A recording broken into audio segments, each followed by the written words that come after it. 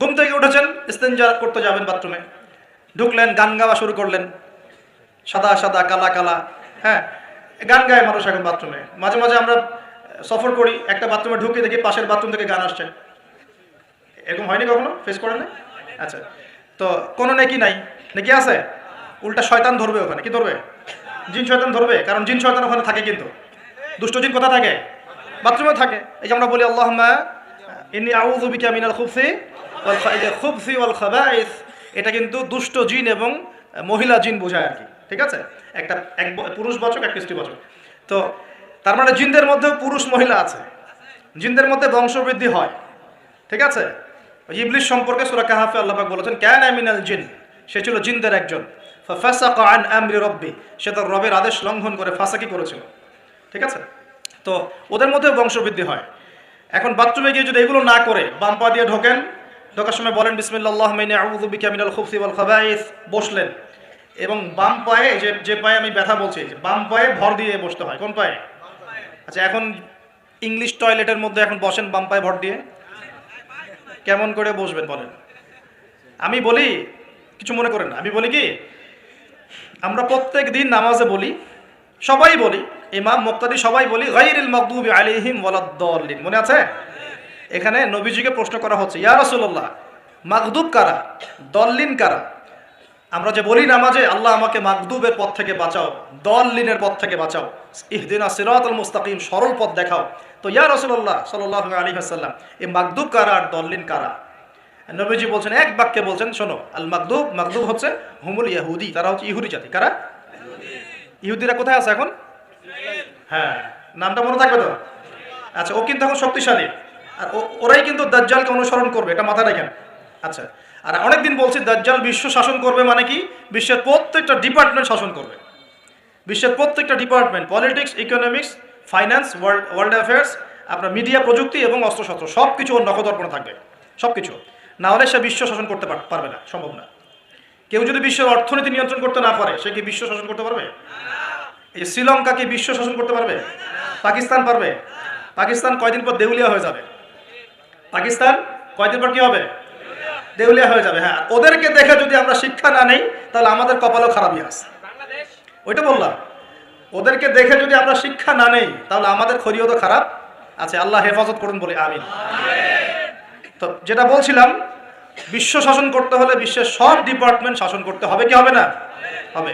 এখন আমরা সূরা ফাতিহায় পড়ি গায়রিল মাগদুবি আলাইহিম, আল্লাহ তুমি আমাদেরকে ইহুদিদের পথ থেকে বাঁচাও, ওয়ালাদ-দাল্লিন, দাল্লিন মানে নবীজি বলছেন হুমুন নাসারা, তারা হলো ওই নাসারা বা খ্রিস্টান জাতি যারা বলে যে আল্লাহর সন্তান আছে। বলেন আল্লাহ পাকের সন্তান আছে? আমরা কি বলি? লাম ইয়ালিদ, তিনি কাউকে জন্ম দেননি, কারো কাছ থেকে জন্ম। কিন্তু এই যে 200-300 কোটি খ্রিস্টান বলছে যে আল্লাহর সন্তান আছে, নাউযুবিল্লাহ। এই জন্য ওরা দল্লিন, পথভ্রষ্ট। দলিন মানে কি? পথভ্রষ্ট। তো নবীজি স্পষ্ট বলছেন যে গায়রিল মাগদুবি আলাইহিম ওয়ালাদ-দাল্লিন, এখানে মাগদুব আর দল্লিন মানে হচ্ছে, মাগদুব হলো ইহুদিরা গজবপ্রাপ্ত, আর দল্লিন হচ্ছে নাসারা বা খ্রিস্টান জাতি। এখন আপনার সাথে আমার কথা, আপনাদের সাথে আমার কথা, আমাদের পলিটিক্স থেকে শুরু করে বাথরুমের কমোড পর্যন্ত, ঠিক আছে, আইন কানুন থেকে শুরু করে আমাদের চেহারা সুরত পর্যন্ত, আমাদের পোশাক পরিচ্ছদ থেকে শুরু করে অর্থনীতি, পরিবার, সবকিছু, এই সব কিছু ওই দুই জাতির অনুসরণে গড়ে উঠেছে। এটাই সবচেয়ে বড় আফসোসের কথা আমাদের জন্য, সবচেয়ে বড় আফসোস। বাথরুমটাও নিজের মতো করতে পারলাম না। ঠিক আছে, এই যে দেখবেন কমোডে কি বাম পায়ে ভর দিয়ে বসা যাবে? আচ্ছা, ওইখানে কাপড় কি পবিত্র রাখা যাবে? কিভাবে ইউজ করে আমি এখনো বুঝি না, কেমন করে ইউজ করে। ঠিক আছে, আরো নতুন পদ্ধতি আসছে, এটা শুনলে আরো হাসবেন। বিভিন্ন জায়গায় যাওয়া হয়, আলহামদুলিল্লাহ। আল্লাহ বলেছেন সিরু ফিল আরদ, জমিনে বিচরণ করো। আল্লাহ বলেছেন কোরআনে সিরু ফিল আরদ, তোমরা জমিনে ঘুরে দেখো।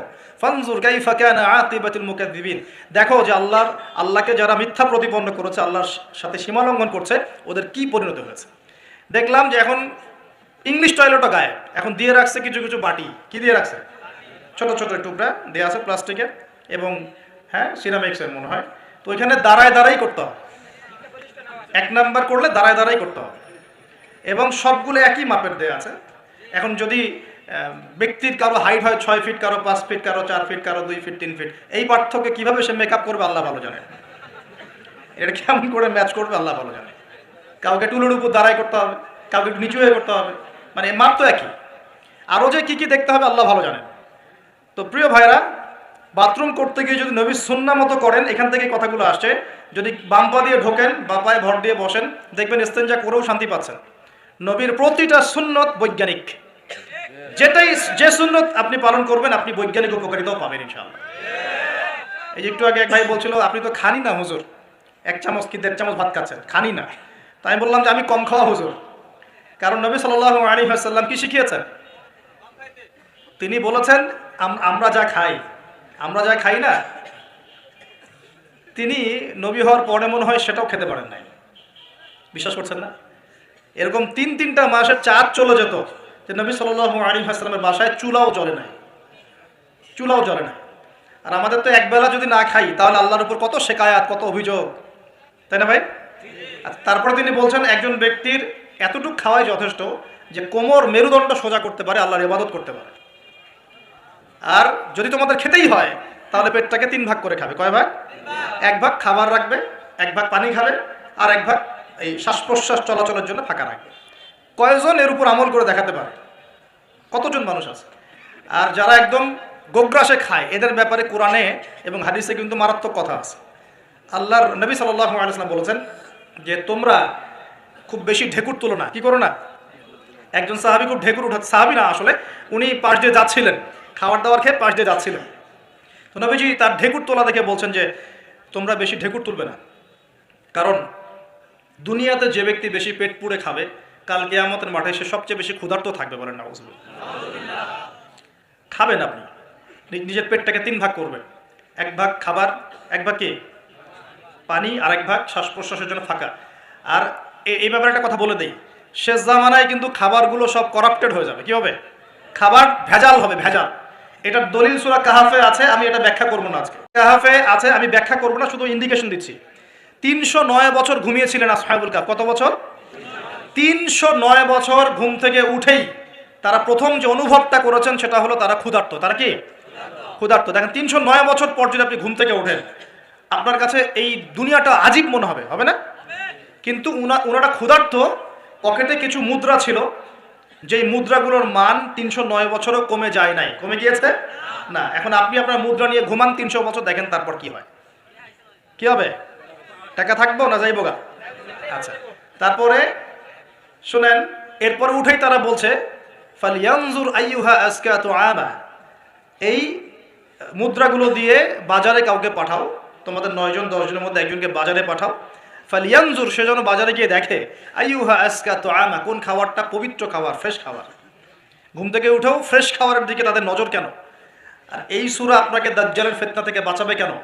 আর দাজ্জালের যুগেই বা সব দাজ্জালের শাসনের যুগে সব খাবারগুলো আস্তে আস্তে ম্যানুফ্যাকচার্ড এবং ভেজাল হচ্ছে কেন? এগুলোর মধ্যে মিল আছে না? তার মানে যত জামানা শেষের দিকে যেটা থাকবে, খাবারের ভেজাল তত বাড়তে থাকবে।